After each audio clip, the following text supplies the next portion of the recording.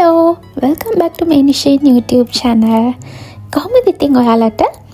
ඉතින් අද ගොඩක් දවසකට පස්සේ තමයි වීඩියෝ එකක් අරගෙන ආවේ. මම ඔයාලට කිව්වනේ අපි ඉටලි ගියපු වීඩියෝ එකක් මම ඔයාලට අරගෙන එනවා කියලා. ඉතින් මේ තමයි අපි ඉටලි ගියපු වීඩියෝ එක. මේ ඉතින් ඉන්නේ මගේ යාළුවෝ ටික. අපි ඇත්තටම මේක වීඩියෝ කරලා ගොඩක් දවස් අප්‍රේල් 15 තමයි අපි ඉටලි ගියේ. ඉතින් මට යුනිවර්සිටි එකේ අසයින්මන්ට්ස් ගොඩක් තිබුණා මේ ටිකේ. ඉතින් ඒක නිසා මට වීඩියෝ එකක් අප්ලෝඩ් කරගන්න බැරි වුණා. ඉතින් පස්සේ හරි මම මේ වීඩියෝ එක ඔන්න ඔයාලට බලන්න අරගෙන ආවා. මේ ඉතින් ඉන්නේ අපි ඉටලි වල වෙනිස්. අපි වෙනිස් යද්දී ටිකක් රෑ වුණා.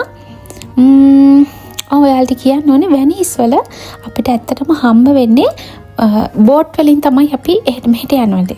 වෙනිස් කියලා කියන්නේ අයිලන්ඩ් ගොඩක එකතුවක්.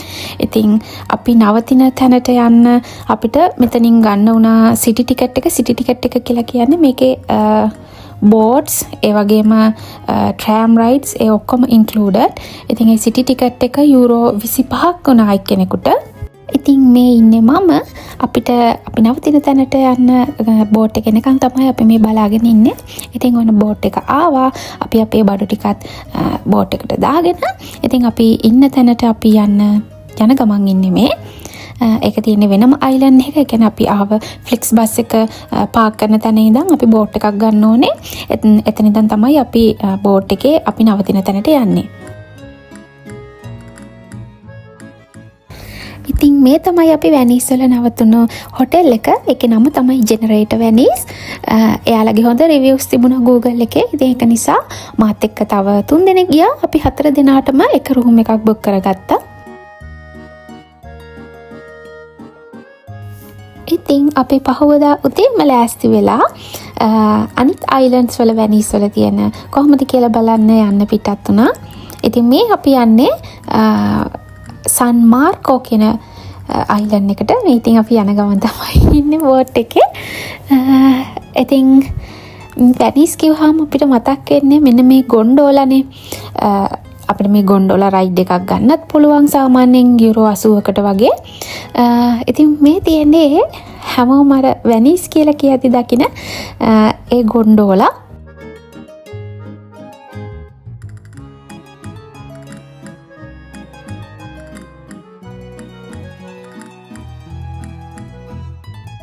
ඉතින් අපි ඊළඟට බලන්න ගියේ වෙනිස් වල ගොඩක් ප්‍රසිද්ධ සෙන්ට් මාර්ක්ස් බැසිලිකාවට. ඉතින් මේ බැසිලිකාව ගොඩක් ප්‍රසිද්ධ වෙන්නේ සෙන්ට් මාර්ක් කියන කෙනාගේ ශරීර අවශේෂ සහ යාගේ සිරුර මෙතන තැන්පත් කරලා තියෙනවා කියලා විශ්වාස කරන නිසා සහ ඔයාලට මේ දකින්න පුළුවන් මේ බිත්ති වල තියෙන හරි ලස්සන ආකිටෙක්චර් එකක්. මේකට කියන්නේ මොසෙයික් ශිල්ප ක්‍රමය කියලා. ඉතින් ඒ ගෘහ නිර්මාණ ශිල්ප ක්‍රමය නිසාමත් මේ සෙන්ට් මාර්ක් බැසිලිකා ගොඩක්ම වෙනිස් වල ප්‍රසිද්ධයි. ගොඩක් ෆොරිනර්ස්ලා මෙතෙන්ට එනවා මේක බලන්න. ඉතින් අපිත් එතෙන්ට ගියා. එතරම් ලස්සනයි. එදා ඒ වගේම ගොඩාක් සෙනග හිටියා අපි යන දවසේ. ඉතින් අපි බැසිලිකා එකේ ඇතුළට නම් ගියේ නැහැ බලන්න. ඉතින් පිටින් ලස්සන වීඩියෝස් ටිකක් ගත්තා.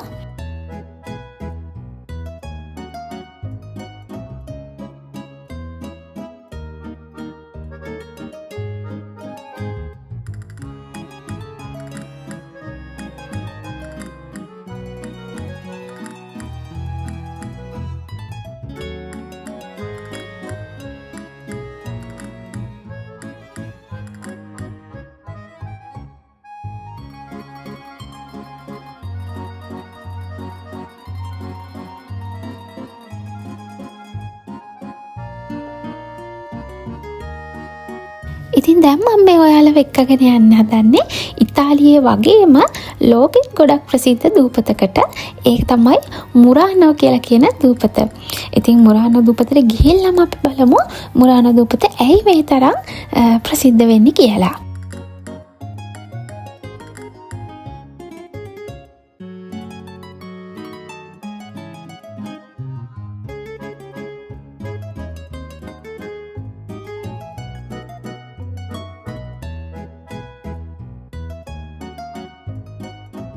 බෝට් එකෙන් බැහැලා මෙන්න මෙතන මේ තියෙන ගේට් එක හරහා තමයි අපිට ඉතින් මුරානෝ දූපතට ඇතුල් වෙන්න පුළුවන් වෙන්නේ. එදා හැබැයි දවස පොඩ්ඩක් පුංචි වැස්සකුත් තිබුණා. ඒ වගේම හැබැයි මේ වෙලාවේ මං හිතන්නේ ටයිම් එක 5ට විතර කිට්ටුයි. ඉතින් ඒක නිසා පුංචි අඳුරකුත් තියෙනවා. හරි. මුරානෝ දූපත කියලා කියන්නේ ඇත්තටම ගොඩක්ම ග්ලාස් වලට ප්‍රසිද්ධ දූපතක්. ඒ කියන්නේ ග්ලාස් වලින් හදන එක ලස්සන කරාමුද ඒ වගේම විවිධ විසිතුරු නිර්මාණ ඒ හැම දෙයකටම ප්‍රසිද්ධ දූපතක් තමයි මේ මුරානෝ කියලා කියන්නේ. ඔන්න ඉතින් අපිත් ගියා මුරානෝ වල තියෙන ලස්සන වගේම ලොකුම ෂොප් එකකට. ඉතින් මෙතන තියෙනවා ඔයාලට මේ බලා ගන්න පුළුවන් මේ හැම එකක්ම ග්ලාස් වලින් තමයි හදලා තියෙන්නේ. හරි ලස්සන ග්ලාස් වර්ක්ස් තියෙනවා. ඉතින් ඒ වගේම බ්‍රේස්ලට්ස්, පෙන්ඩන්ට්ස්, ඉතින් ඒ වගේම එක ගිෆ්ට්ස් ඉතින් හරි ලස්සන දේවල් තියෙනවා. ඉතින් මෙතන මේ එකක් සාමාන්‍යයෙන් යුරෝ 10ක් විතර වගේ වෙනවා. හැබැයි පුංචි ඉයරින්ග්ස් තියෙනවා. ඒව නම් ඊට වඩා ටිකක් ගණන් අඩුයි. ඉතින් මෙතන එකකට එකක් වෙනස්, එකකට එකක් පරාද නැති මාරම ලස්සන ඉයරින්ග්ස් ඇතුළු මාරම ලස්සන අයිටම්ස් ගොඩක් තියෙනවා. ඉතින් මේ තියෙන මේ ග්ලාස් බලන්නකෝ. ඒවා ඉතින් අර ටිපිකලි අපි දකින ග්ලාස් වගේ නෙවෙයි. ඒ වගේ ආර්ට් එක ගොඩක්ම වෙනස්. මෙන්න මේ ග්ලාස් ටික නම් මාරම ලස්සනයි.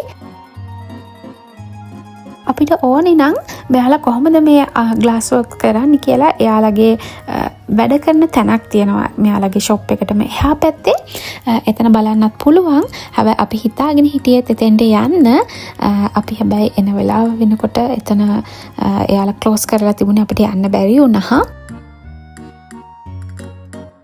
ඉතින් අපි මුරානෝ දූපතෙත් ගොඩක් වෙලා ඇවිදලා ලස්සන ෆොටෝස් අරගෙන ආපහු අපි හිටපු හොටෙල් එකට එන්න පිටත් වුණා.